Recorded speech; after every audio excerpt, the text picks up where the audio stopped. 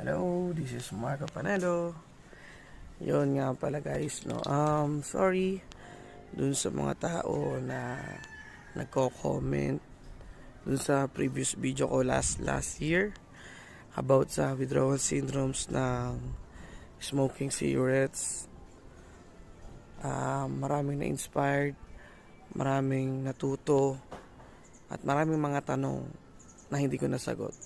So, to short lang guys, doon sa mga matagal na nag-yosi, pag huminto kayo, expect nyo lahat ng withdrawal syndromes mararanasan nyo. Even anxiety, at may stress din kayo. At mabilis kayo maging irritable.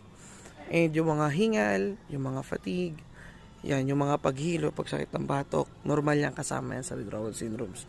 Pag napanood nyo yung video ko, punta lang kayo dito sa YouTube channel ko. And then, hanapin nyo lang yung withdrawal syndrome na video ko. Nandoon ko sinabi yung mga ibang nararanasan. Nga pala, kung ilang taong kayong nagsimula mag-nigarilyo hanggang tapusin nyo to, times 2 nung taon na yun, yung kailangan yung malagpasan bago kayo makaranas ng maayos na pamumuhay ulit or mas healthy na katawan. Kasi hindi naman natin nalilinis ng maayos yung mga organ natin na naapektuhan ng pagbibisyo natin ng sigarilyo at ng alak.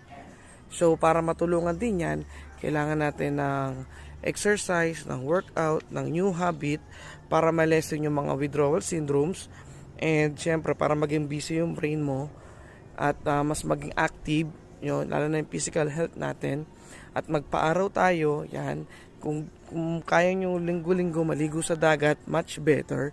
Uminom kayo ng mga alkaline water, kumain kayo ng mga alkaline food para mas mapabilis, no, yung pag-recover ng katawan natin. And dun sa mga nag-aalala masyado, huwag nyong alalahanin masyado, okay?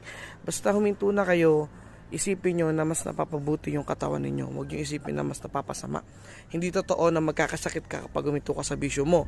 Ibig sabihin lang nun, nagkakaroon ka ng body recovery reaction. Okay, natural na reaction ng katawan yun.